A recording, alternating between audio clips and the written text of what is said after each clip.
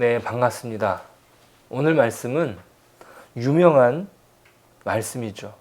탕자에 대한 이야기입니다. 예수님께서 죄인들과 세리들과 같이 식사를 하실 때 그것을 탐탁치 않게 여겼던 바리새인과 서기관들에게 주셨던 비유의 말씀 중에 세 번째 말씀입니다. 오늘 말씀은 첫 번째 비유인 잃어버린 양을 찾아가는 목자의 말씀, 한 드라크마를 잃어버리고 찾은 여인의 이야기에 이어서 주시는 말씀이죠. 예수님께서는 이 비유들을 통해서 점점 핵심적인 이야기로 들어가십니다. 그것은 잃어버린 아들을 찾아 나선 아버지의 이야기죠. 이 이야기들은 공통적으로 어리석은 사랑 이야기로 엮여집니다. 한 마리 양을 위해서 나머지 99마리를 광야에 두고 찾아 나선 목자의 이야기도 그렇고, 한 드라크마를 잃었다가 찾았다고 잔치를 벌이는 이야기는 참 바보스럽다는 생각이 절로 납니다. 왜 그렇습니까? 한 드라크마를 찾았다고 그게 자기가 노력을 해서 찾은 것인데 잔치를 벌인다면 한 드라크마 이상, 10드라크마도 모질랄 돈이 필요한 거거든요. 그렇게 재정을 낭비해서 잔치를 벌이는 것이에요. 자, 그런데 그렇게 낭비되는 것은 그것이 기쁨이고 사랑이기 때문입니다. 오늘 세 번째 이야기에서 더 두드러지게 나타납니다. 사실상 오늘 비유의 이야기에서 핵심은 무엇이냐? 집 나간 아들의 이야기가 아니라 바로 아버지의 심정이 핵심 이야기죠. 아버지는 어떤 면에서 이해하기 어려운 행동을 하는 것이에요. 어리석은 낭비처럼 보이는 사랑을 작은 아들에게 쏟아붓는 것이고, 이것이 바로 전의 이야기, 낭비하는 여인의 모습이 곧 아버지의 모습이라고 말할 수 있습니다. 자, 오늘 말씀에서 잃어버린 아들은 아버지가 실수로 길을 가다가 이 아들을 잃어버린 것이 아니에요. 아들은 다 큰 성인으로서 자기 발로 집을 나간 것입니다. 더 이상 아버지의 그늘에서 살고 싶지 않다고 자유를 찾아 떠난 것이에요. 자, 아들은 아버지에게 우리가 잘 알고 있는 것처럼 재산을 요구합니다. 12절에 기록된 돌아올 분깃이라는 것은 아버지가 죽게 되면 받게 되는 유산을 말합니다. 그러니까 아버지 빨리 죽어주십시오 라고 말하는 것처럼 들릴 수도 있는 것이에요. 자, 이렇게 철없는 아들의 요구에 아버지는 선뜻 재산을 나누어 줍니다. 보통 아버지라면은 그렇게 나눠주지 않을 거예요. 왜냐하면 이 아들의 요구가 너무나 어이가 없는 것이고 철이 없는 것이기 때문에, 얘야, 아직 너는 때가 되지 않은 것 같다. 좀 때가 되거든 나눠주도록 할게.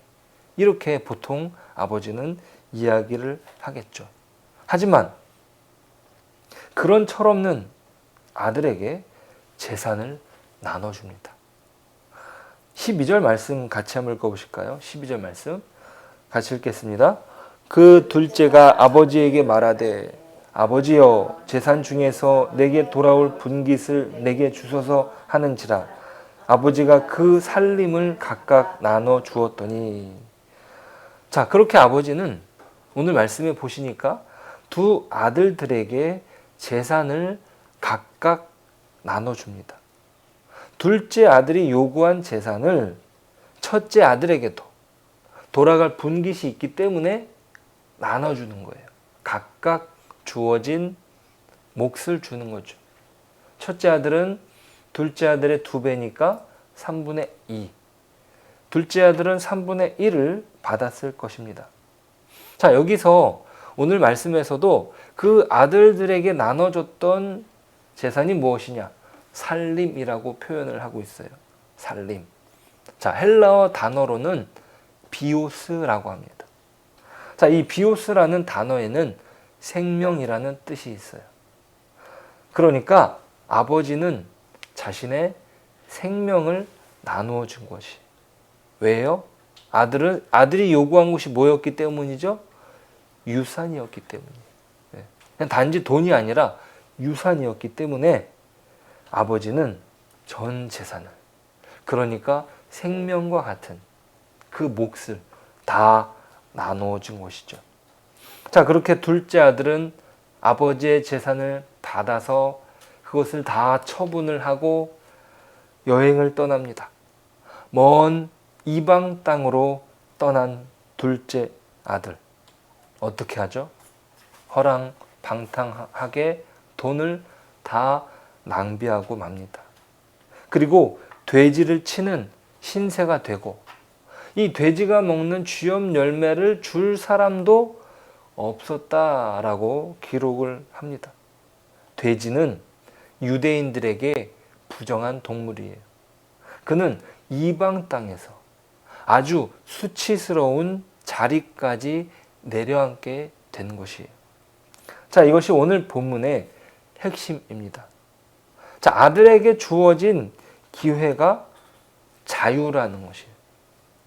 자, 아버지는 아들에게 자유를 허락해 주었습니다. 그래, 너가 하고 싶은 대로 한번 해보렴 하면서 자유를 주셨죠.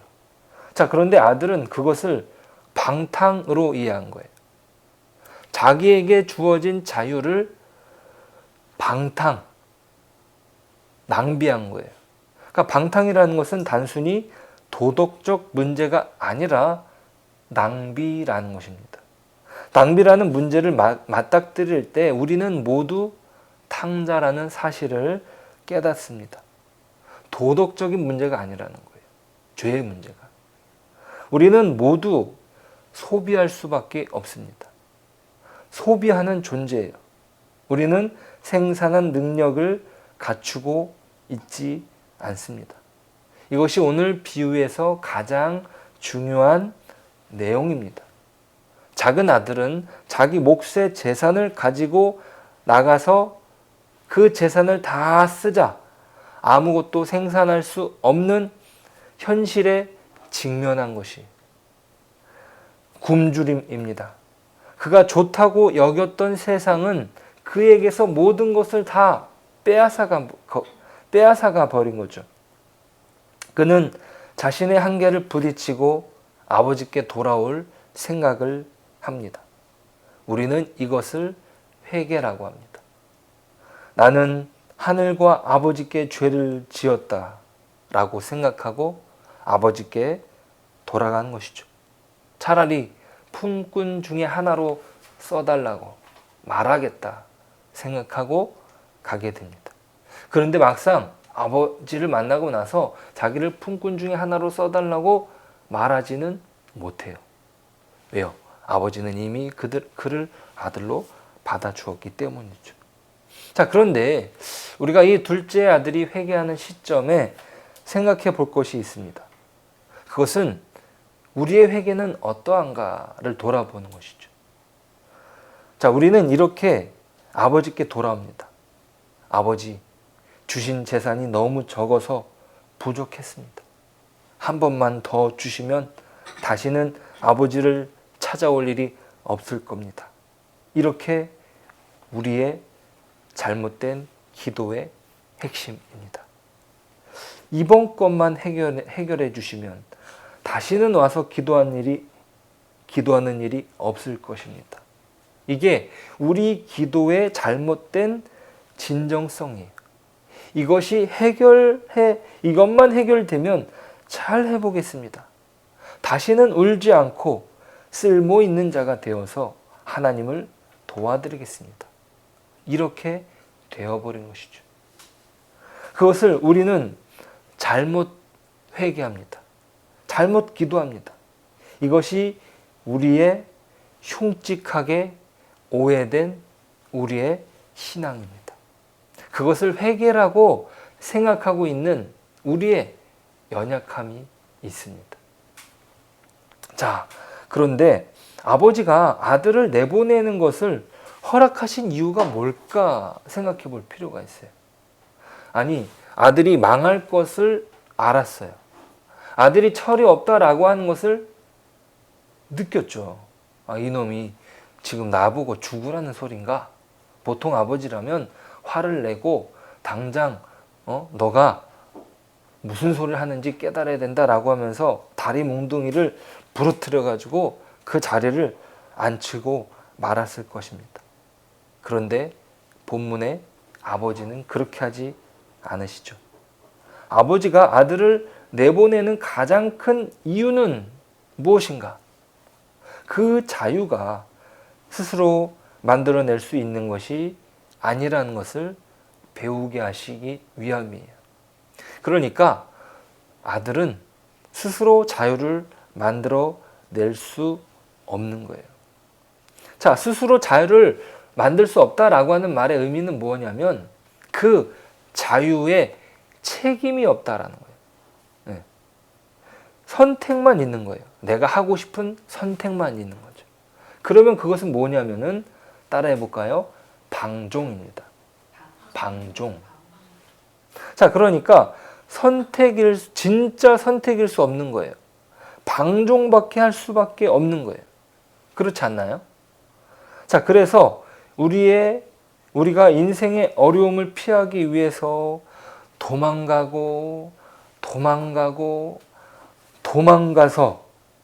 해결할 수가 없어서 그 마지막에 직면하는 것이 무엇입니까?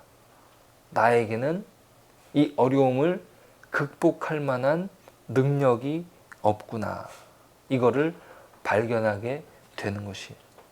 내가 가지고 있는 어떤 옳은 의욕을 가지고 또 옳은 뜻을 가지고 또 옳은 생각을 가지고 선택을 한다 할지라도 내가 아무런 책임을 질 수가 없는 것이죠. 그 선택을 감당할 능력과 힘이 그에게 없는 것입니다. 이것이 오늘 비유의 핵심이라고 말할 수 있는 것입니다. 자유롭게 내가 선택을 했지만 그것이 내가 하고 싶은 선택만 그에게 남아있는 것이.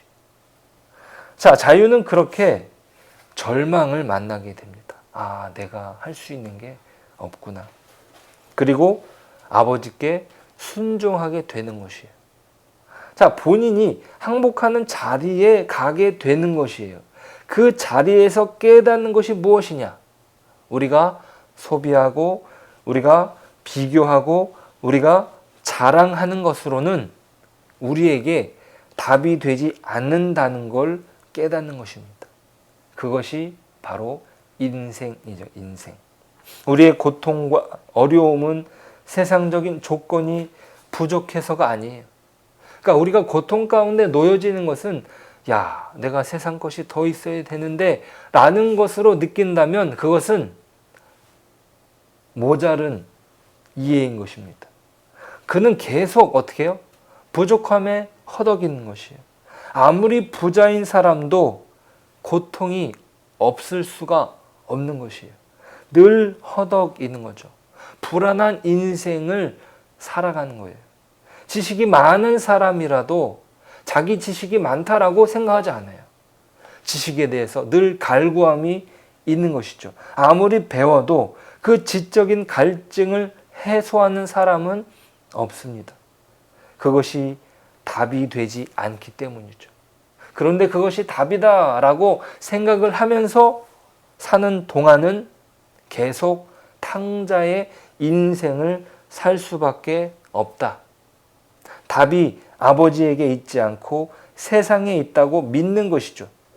그렇지만 그렇게 세상에서 답을 얻으려 했지만 세상은 빼앗아 갈 뿐 행복하지 않더라는 것입니다. 그렇게 절망하며 깨닫는 것이 무엇입니까? 하나님께만 우리의 필요가 있다. 내가 아버지께 가면은 넉넉하게 살 수 있는데. 자, 세상 것으로는 채워질 수 없는 존재라는 것을 배우게 되는 것이에요. 이것이 바로 하나님께서 자유를 허락하신 이유입니다. 그것을 깨닫고 자기가 하나님께 돌아가는 것이죠. 그리고 아버지 밑에서 순종하는 것입니다. 굴종이 아니에요. 자, 하나님은 우리에게 아버지이십니다. 너는 내 사랑하는 자식이라고 말씀하는 것이죠. 돌아온 탕자에게 요구하시는 것은 자녀가 되라 라고 말씀하시는 거예요. 22절 같이 보실까요?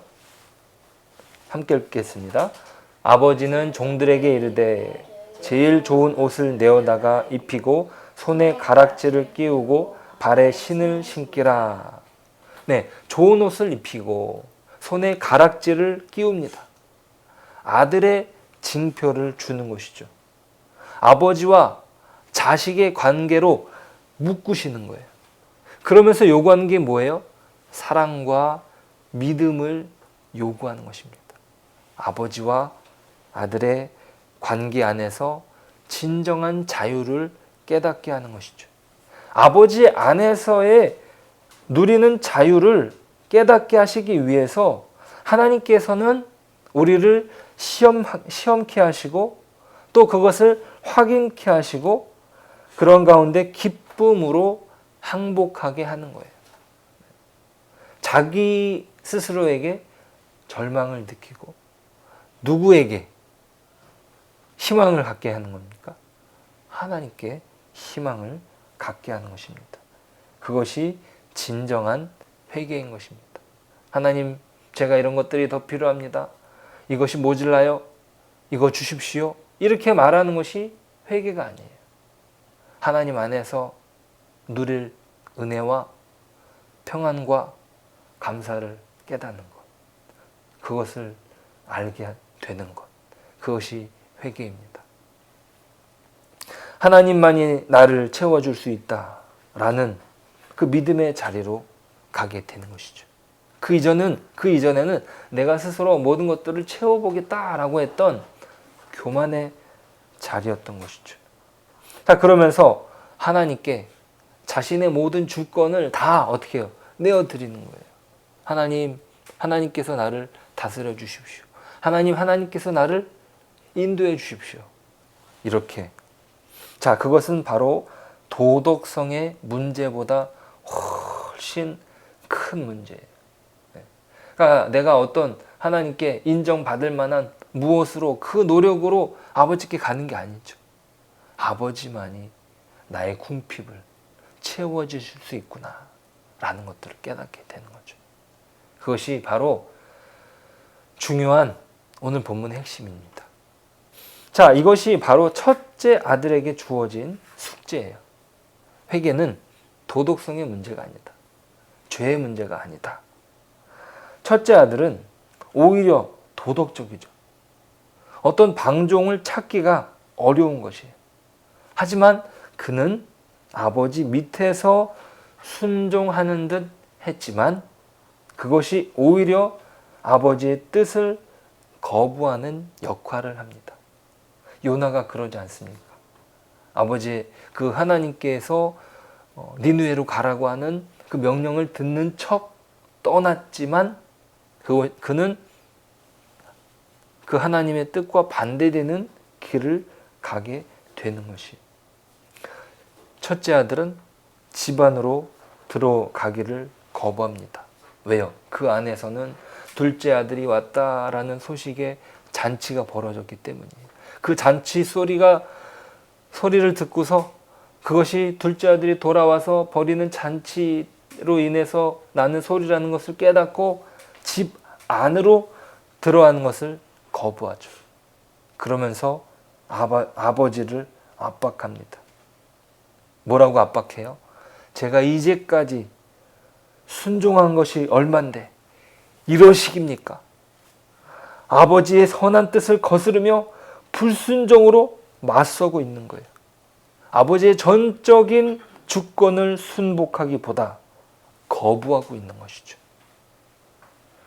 둘째 아들이 바깥으로 나갔던 탕자라면 첫째 아들은 집 안에 있던 탕자였습니다.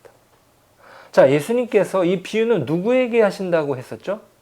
바리새인과 서기관들에게 이 비유를 하신다고 했어요. 자, 처음에 눈에 보여지는 탕자는 그 세리들과 죄인들이에요.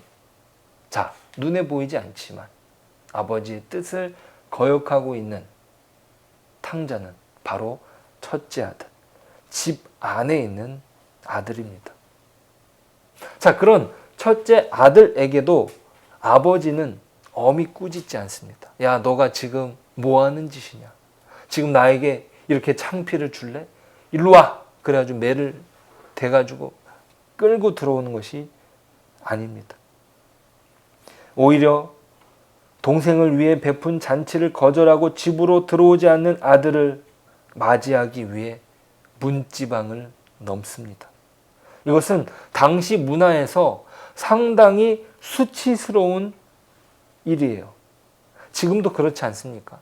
아들이 아버지의 말을 듣지 않고 뻗팅기는 모습은 아주 부끄러운 모습이에요. 지금 막 전체가 벌어져가지고 손님들이 다 와 있는데 큰아들은 아니 지금 둘째 아들을 위해서 잔치를 벌인다는 게 말이 됩니까? 이러면서 들어오지 않고 있다라고 하는 그 모습이 얼마나 부끄러운 일이에요. 큰아들은 아버지가 베푼 잔치에 참여하지 않고 손님을 맞이하지 않는 것만으로도 아버지에게 이미 큰 수치를 안겼는데 아버지는 아들을 맞으러 문 밖으로 나가면서 다시 한번 수치를 자청합니다. 아버지는 아들을 크게 꾸짖고 벌하는 대신 간곡하게 설득합니다. 32절이에요. 이 내 동생은 죽었다가 살아났으며 내가 잃었다가 얻었기로 우리가 즐거워하고 기뻐하는 것이 마땅하다 하니라. 자, 아버지는 둘째 아들에게 뿐만 아니라 첫째 아들에게도 그 사랑을 베푸는 것입니다. 둘째 아들에게는 자신의 재산을 다 허비하는 사랑으로, 첫째 아들에게는 수치를 감내하는 수고로 그 두 아들들을 사랑으로 감싸 안으시는 거죠. 우리 아버지 하나님이 이 모든 것을 다 감당하신 거죠. 아들을 내어주면서 모든 희생을 감수하였고 또 그 아들이 그 하나님이신 그 아들이 십자가에 달리시면서 모든 수치를 감당하십니다. 자, 이 이야기의 결말은 기록되지 않아요. 큰 아들이 결국 잔치 자리에 들어왔는지 그것은 알지 못합니다. 자, 하지만 우리는 알고 있습니다. 그 첫째 아들이었던 사도 바울은 예수님의 아들을 위하여 낭비하는 사랑을 깨닫고 아버지의 기쁨에 참여하는 자녀가 되지 않았습니까? 맞죠? 오늘 우리가 하나님의 자녀로서 마땅히 누리는 그 거룩함, 그 영광, 그 명예를 가지고 세상이 주지 못하는 내용이 분명히 있다는 사실을 우리의 삶으로 증명하는 것이죠. 나는 하나님으로 충분하다. 나는 이 세상 속에서는 낭비되는, 소모될 수밖에 없는 그런 인생이다. 그렇게 우리는 오늘도 하나님의 자녀로 거룩하게 부름을 받았습니다. 그 뜻 안에서 살아가는 저와 여러분의 삶이 되시길 축복합니다. 기도하겠습니다. 하나님, 감사합니다. 우리가 스스로 아버지 하나님을 떠날 때가 있었습니다. 하나님, 그 뒤에 찾아오는 모든 궁핍과 어려움은 우리가 감당할 수 없는 책임이었기에, 우리가 그 모든 것들을 감당할 수 없었기에 맞을 수밖에 없었던 것입니다. 주님, 우리를 불쌍히 여겨 주옵소서. 우리가 하나님의 아들로 세워지게 되었음을 감사하게 생각합니다. 주님, 이 안에서 평안을 누리게 하시고, 주님, 이 안에서 만족을 누리게 하여 주옵소서. 그 안에서 우리가 하나님의 아들이라는 사실을 드러내고 하나님의 자녀되는 그 축복을 누리며 살아갈 수 있도록 은혜를 베풀어 주옵소서. 예수님의 이름으로 기도드립니다. 아멘.